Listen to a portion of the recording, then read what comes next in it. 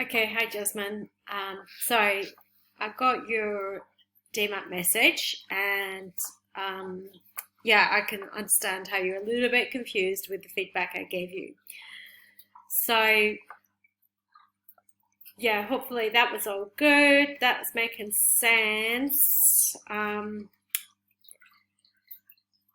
But yeah, I think your question was, do you keep the 3 different step sizes, or did I want you to put them all into one?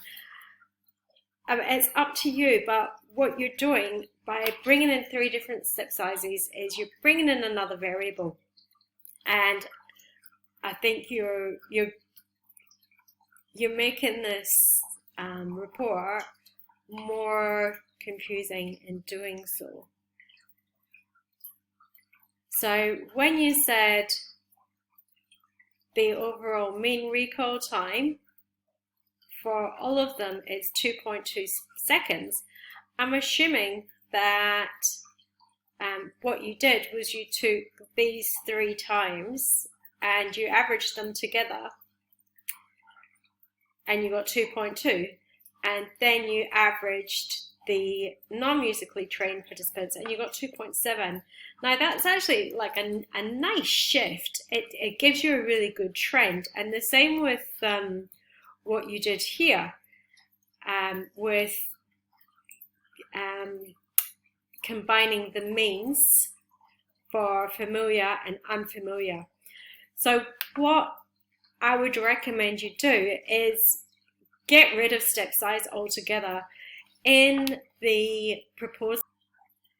In your proposal, then get rid of the step size information and just explain how you have added up the averages and you have got an average for the trials for the musically trained and the musically untrained and the familiar and the unfamiliar data.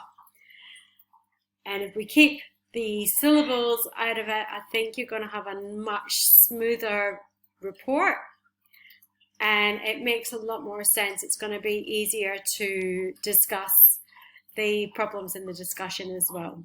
So hopefully getting rid of those little bits and you can improve.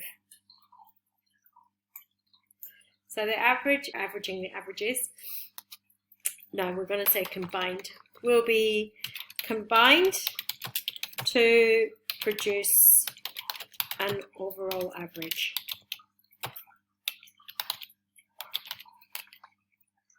Average. 2 column graphs will then be produced. And your descriptive statistics table, that's fine.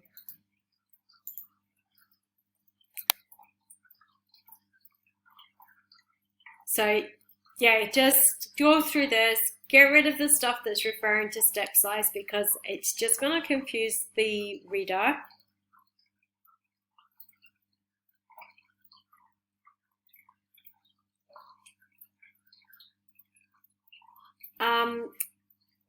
I think we could probably get rid of this. Yeah, I've said that, change that to just the results heading. Now, with your graph, when you redo it, you've actually given this graph 2 titles. You've given it a title down here and you've given it a title up here. So what I want you to do is when you recreate this graph, don't include a title here, just include the title down the bottom. I mean, traditionally the title goes at the top of the graph, so you could switch this to the top of the graph and get yourself very, very descriptive in that title. So graph 1, perfect. And then give that graph a name rather than describing what it does. So graph 1 is the average recall time of musically trained versus musically untrained participants. That's what this graph's going to be, because you're going to have just the average of the blue and the average of the red, and you're going to have basically just two points of data in that graph. and this axis will obviously change to training. I think that's what it is. Yep, you've got two groups, either trained or untrained.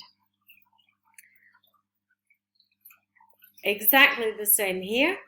What I like about this graph is the fact that you've kept the scale uniform for both of them, and I want you to keep doing that. Keep that scale uniform, because that allows you to really compare the two groups, musical training versus non-musical training, familiar versus unfamiliar training. This table is perfect. It doesn't need any work on it.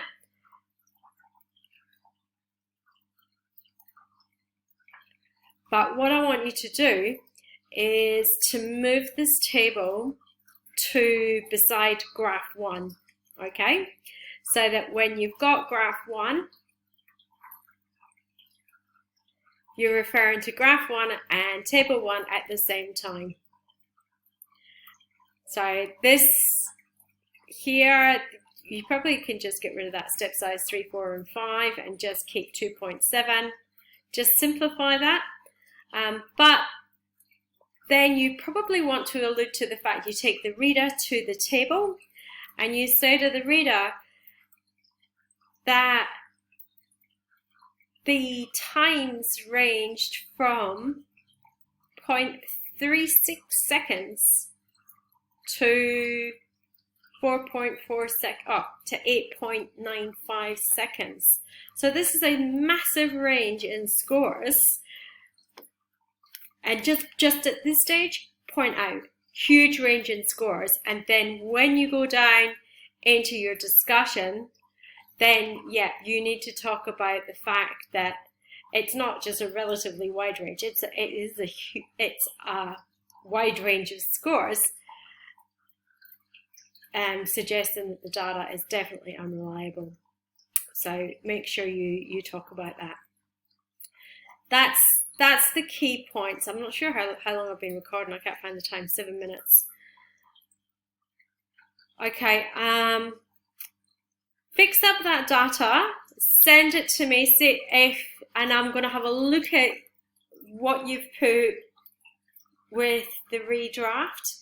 If I feel, Jasmine, that you need more detail and more discussion, then I'm going to give you some more feedback just to keep working on it and move you up to as high a band as we can get it. Okay, so send me what you fixed. Saturday's fine, Sunday's fine. You know, I'm stuck in the house. I can do it whenever, and I'll get back to you straight away. You can use the Teams channel to alert me to the fact that you've resubmitted it. Hopefully we'll have email back up and running by then. But definitely, yeah, feel free to use the Teams and just mention me at Jane Griffin and I'll get an alert straight away to say that you've got a question. Any questions at all, just keep asking them, Jasmine, okay? All right, good luck with it. See ya.